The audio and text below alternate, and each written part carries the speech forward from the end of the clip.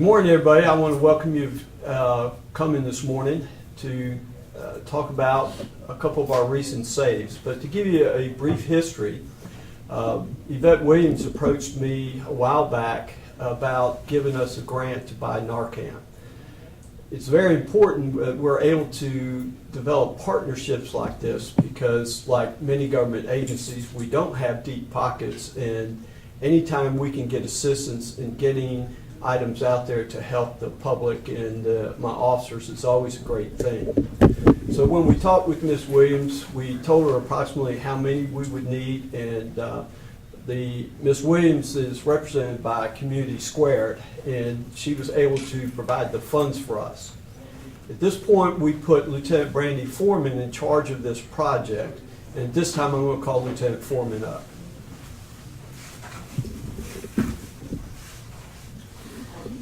Good morning, I'm Lieutenant Foreman.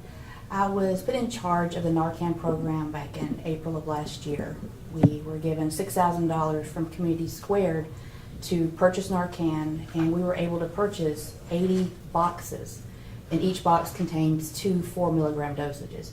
I created a training program through some assistance with the Narcan company, and each of our officers have gone through this program. It covers our policy, it covers history, it covers deployment, everything they would need to know as far as administrating the Narcan. Is this the first time it was used? No, ma'am, we've had actually 4 deployments. And how far did what you received from them, from the $6,000, how far did that go toward covering your staff? We were able to purchase 80 boxes. Each box contains 2 dosages. Each dosage is 4 milligrams. So that allows each officer to carry 2 doses. We keep spares in the jail so that the jail has access to it as well, so that if they have an overdose in the jail, they can immediately access, and they've also gone through the same training. What kind of training is it? It's about 30 minutes. It covers our policy. It covers the dangers of heroin, fentanyl as far as exposure for the officers. It covers how to administer the actual nasal injection that we use, and the symptoms and signs to look for prior to deployment and what to look for after deployment. How necessary, in your opinion, is this training and is this program? Oh, it's a necessity.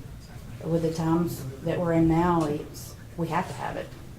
We're the first one on the scene, so a lot of times we're there a lot sooner than the EMS, so we can administer the first aid techniques and the deployment of the Narcan, 5 minutes at least before the EMS gets there. Obviously, you probably had officers in the past who have been in this same situation without the Narcan. What's been their reaction to having it now? All we can do is provide CPR if it's needed and wait for EMS. And then, do you want to go into a little bit of, the specific incident that we're talking about here? I don't know a whole lot about that one. That's fine. Officer Elliott could probably give you more. He was there. Yeah, that's perfect. That's perfect. Is there anything that we left out that you think is really important for us to know about your training program? And I don't think so. Our training program started April 28th. One of our first save was April 30th. That officer went through training at 5:30 and he did the save at 7:15. So we used it that quick on our first save. How long do you think this will last you for the $6,000 and the 80 doses? It seems that the dosages are going to expire faster than we can use them because it's about a year and a half, depending on the lot that we receive. So it depends on how often we get to use them. So far, we're doing really good. We have a lot of spares left. But it just depends on the shift of the drug use. What is the shelf life on it? About a year and a half. If you're lucky, you get a newer lot. You get 2 years out of it. If you're not, you get maybe a year. So we got about a year and a half out of ours. will you talk about the need for partnerships with everyday citizens in the community, like with Community Squared, and how, that's partnership is helping you guys do your jobs more effectively? Absolutely. We couldn't do this without them. They were the ones that donated the money, got the program initiated here for us, and it's taken off, and obviously it's saved numerous lives, so it's working. One life is working. So if we get one save out of it, it's worth it. we like to educate our citizens of what to look for. Narcan can be purchased over the counter with anyone. Some citizens may have it because they have a family member that's involved with drugs as preventative issues, but just knowing what to look for and what not to touch. For example, the fentanyl, heroin, you don't want to touch it. You can get it into your skin and then the officers are exposed. There's been many officers exposed to the drug while administering the care and then themselves had to go to the hospital. So, and that's part of our training, what to see, what not to touch, and not to get it on you. What are some of the signs? Pretty much you get really lethargic, lose consciousness, breathing, you'll stop breathing. And it's pretty quick depending on the amount that you touch. So our officers are trained, don't go into any situation without the gloves. Can you speak to this incident or? Not this one specifically, I can.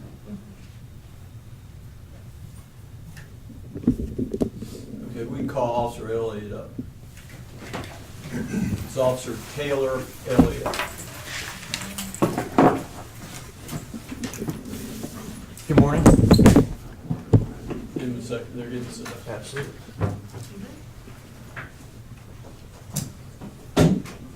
He's not a model, he really is a police officer.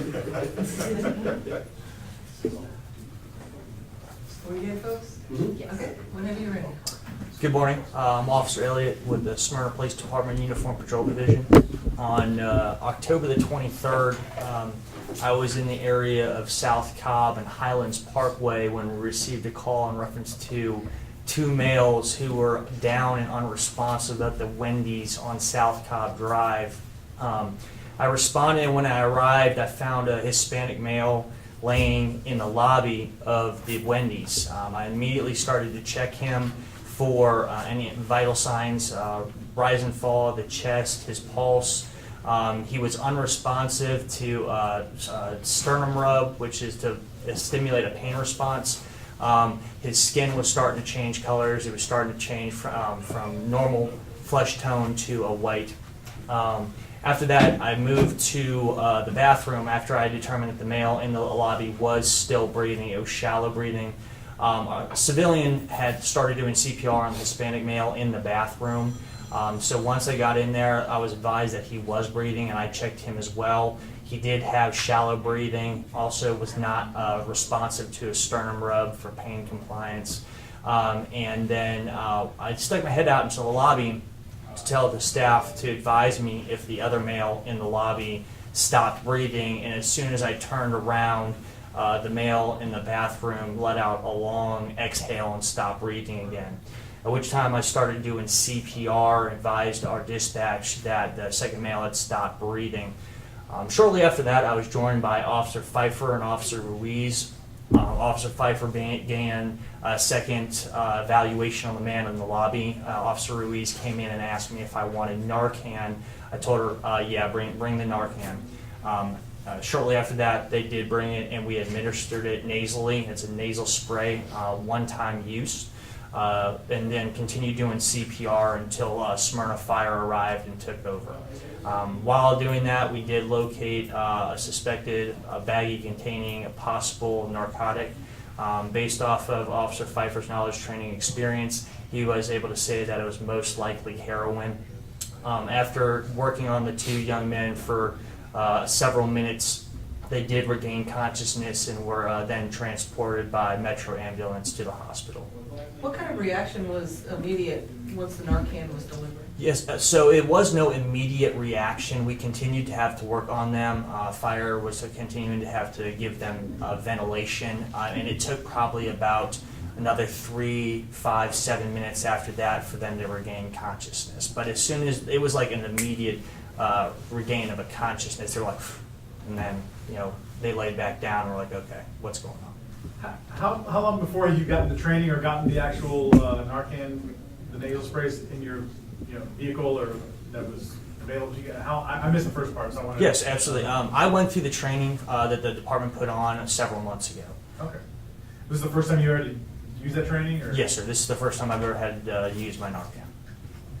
You kind of gave us the rundown of like the narrative and everything, but just kind of personally, what was it like once you kind of, after it all settled down and you kind of realized, hey, without this stuff, we probably saved these brothers' lives? Without a doubt, without a doubt. I was in the middle of doing CPR, and it was actually Officer Pro who arrived on the scene and brought in the Narcan. And was like, hey, we need to, just administer this right now. So he went ahead and provided all that, and we immediately, dispersed it to the two men. Is this something you guys carry with you, like in your, It is, yes. Each officer, once they go through the training, is given two disposable packets of Narcan that they do keep on them and in their vehicles. What about this situation told you that this was necessary? Well, basically, this is not a normal day-to-day thing here in Smyrna. When we go into a situation, we start evaluating, okay, what is the most likely cause, signs and symptoms. Lieutenant Foreman went over some of the signs and symptoms of overdose. For heroin, it's white or blue skin, constricted pupils, no breathing or shallow breathing, and they displayed all those symptoms. Plus, there were two of them. That's correct, yes. Are you any doubt that this saved their lives, or? Without a doubt, I believe that if it wasn't for the Narcan, they most likely would have passed either before the ambulance arrived or while they were in the ambulance. What, did they realize what was going on? No, they were completely unconscious. I think after they gained consciousness, they both immediately tried to sit up and get up as soon as they came to. But then once they saw us there, they realized what was going on.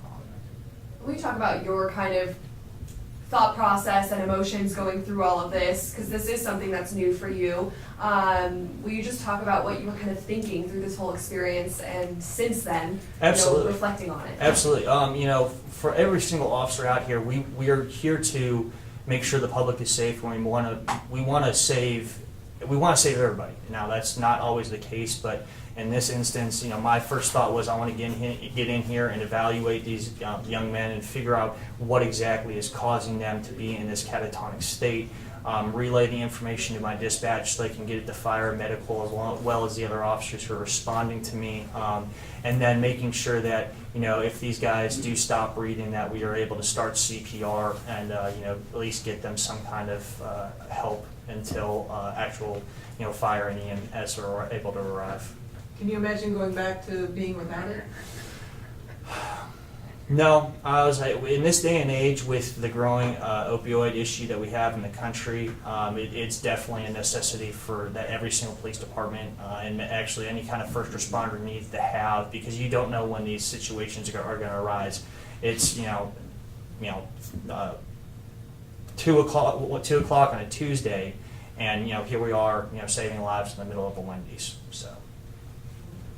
Now that you had time to reflect, I mean, you're not medical, the medical first responders, but you guys are usually the first ones there, and that's your responsibility. You have to be thrown into that position. Yes. And I know officers, some don't always get the appreciation they deserve from the public, but now that you guys have, had a little time to think about it, I mean, talk amongst yourselves, just to know that you guys did something really good here. It didn't. Well, at least for me, it didn't really sink in until after the fact. Because when I'm in the middle of a situation like this, my last thought is about the situation. It's about the steps necessary to get these people the help that they need. But after the fact, when I stopped and walked outside and talked to the officers, I was like, we just really just saved 2 lives, and that was every single day isn't a win out here on the job, but we definitely had a win today. So. Have you heard from these young men or their families? We have not, no. Did they ever test it and find out exactly what that was, or? It was taken and submitted to Smyrna evidence. However, we have not received any kind of test back yet. If it was like fentanyl laced or some kind of something. Are there charges related to this? Actually, in this situation, there are not. In the state of Georgia and actually across the country, we're going to a stance of if somebody is in dire need of help, or somebody, if they have administered a narcotic and they realize that they are about to fall out or go down and they call for help, we are not able to charge them. And if you could give these two people a message, or if you had, you know, hope for them wherever they are right now, what would you say? It would be just that, you know, I don't know their situation, I don't know their life, but I don't know if it's something that they use recreationally or if they use it because they are struggling with something. But, you know, for their family's sake, if not their own, you know, seek help, you know, go into a program, surround yourself with people that care about you and that are struggling with the same issues that you are, so that you have a support system so that you can possibly get past the need or the want to use these narcotics that in turn almost, you know, caused you and your brother to lose your life. Yeah, and this was one family who could have lost two people, so the Correct. stakes are even higher. Will you talk about that? Absolutely. Yeah, with this situation, the mother of the two boys actually did show up the scene after the fact, and apparently this is something they have struggled with, and she was, you know, very upset. However, we didn't really have a long conversation, but I know she was incredibly happy about the fact that her sons were saved, because she immediately rushed to the ambulance and checked on them after our short conversation. Do you think she understood how close they were to dying? I don't know if she did or didn't. I understand that somebody communicated to her that they were up at the Wendy's and that they had overdosed because she was up there probably 15, 20 minutes after I was. So I know she is aware of their struggle and their battle with the opioids. But as far as how close they were to dying, I'm not sure if she was aware of that. So these are the other officers that arrived with me shortly after. To my right, I have Officer Pro. To the left, Officer Pfeiffer and Officer Ruiz. Officer Pro was the one who went to his vehicle and retrieved the Narcan that we used on these young individuals. Officer Pfeiffer was the one who did the second assessment on the young man in the lobby and started doing CPR after he stopped breathing. And Officer Ruiz was in the bathroom assisting me with the gentleman that was in there. Had any of you been in this situation before? No, ma'am. Similar, but no. Is it kind of sunk in for you guys too, to know how close these guys were to losing their lives? We asked, you know, Officer Elliott, I mean, anything that now that it's been a few days or a couple weeks now that you look back on it? Or? I think it was, we were just there doing our job. At the end of the day, we had the train, not so much the experience, but we were just going in there doing our job, just not realizing we were saving lives. It was just doing our job. When you went through the Narcan training, what were your thoughts then? How often that you were in situations that you might be able to use it? Well, it really all depends. This is, like I said, this is not something that is a common occurrence in the city of Smyrna. But we do know that, you know, it is a rising problem in the United States, and we do know that you know, being so close to a major city, that it was most likely going to land on our doorstep at some point. So, you know, every officer has to mentally prepare themselves for situations like this on a day-to-day basis once we take the road.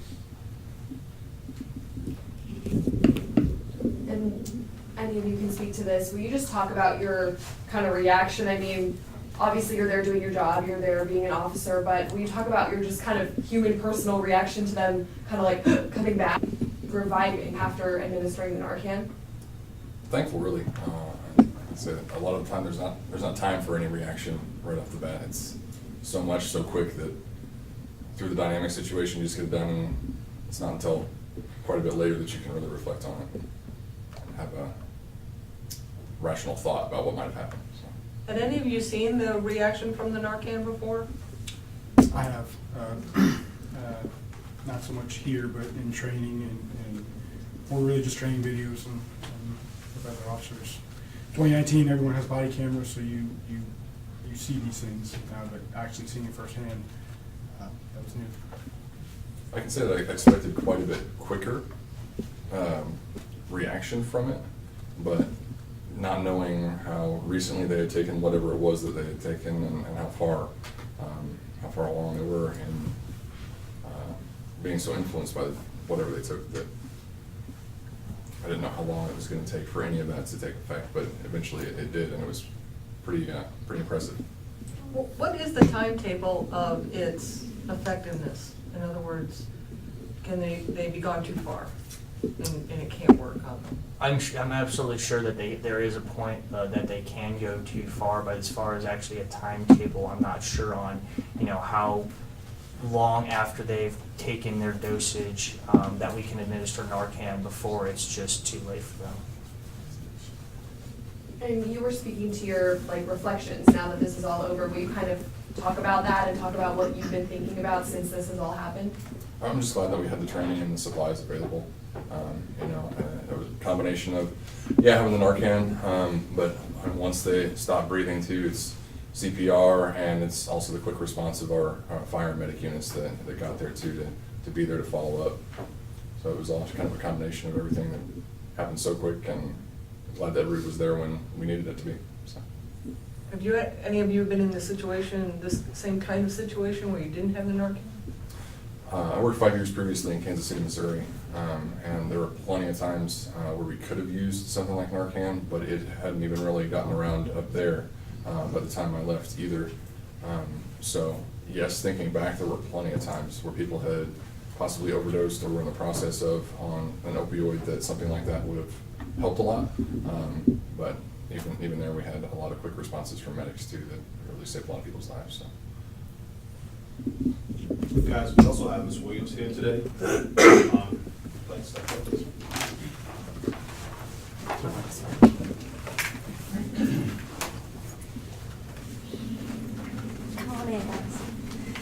Hi, I'm Yvette Williams. I am with Community Squared.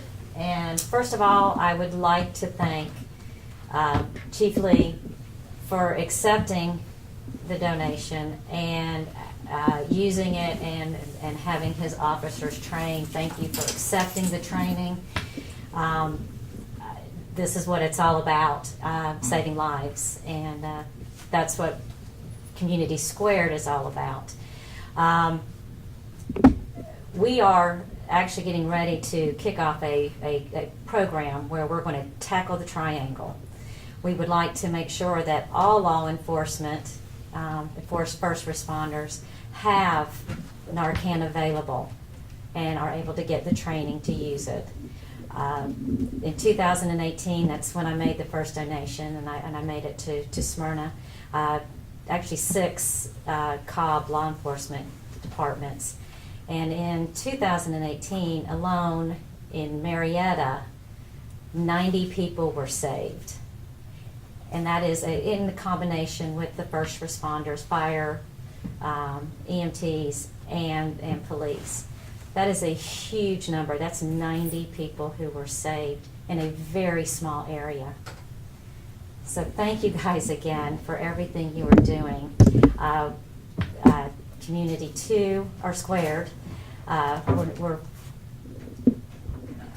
I start all over? Yes. Sorry about that, guys. Can you tell us what Community Squared is? I'm a little overwhelmed right now with the lives that were saved. I mean, it's just overwhelming.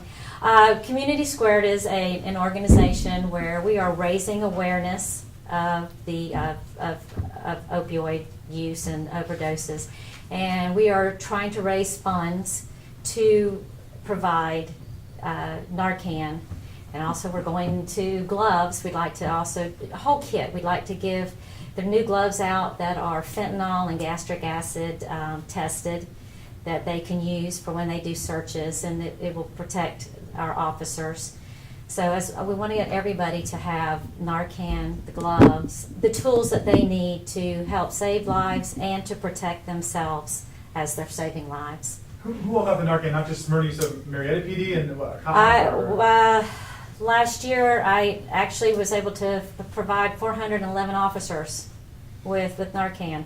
So Marietta PD, Ackworth PD, Kennesaw PD, Powder Springs, Smyrna, and I stepped out and I did Dallas Police Department in Paulding County. They're in need of it as well. All counties, there's a lot of counties that are in need, and we'd like to spread out and try to get all of Georgia, and eventually as people donate and we're able to grow and provide, go into other states. Where can the donations come from? from people. I've done 2 golf tournaments. So they've come from our community, which community power change. It is our communities. We're responsible for ourselves, and we should all be donating. And that's where it came from. I've done 2 golf tournaments and have been able to provide. I still have some money that's going this year that I'm hoping to do Cobb PD. Our sheriff department needs some. Got to make sure these guys have refills. How much does it cost? I think $35 a unit. 75 a unit That's for law enforcement. We get a discount. for the package of 2. Okay, so 75 a unit. Thank you.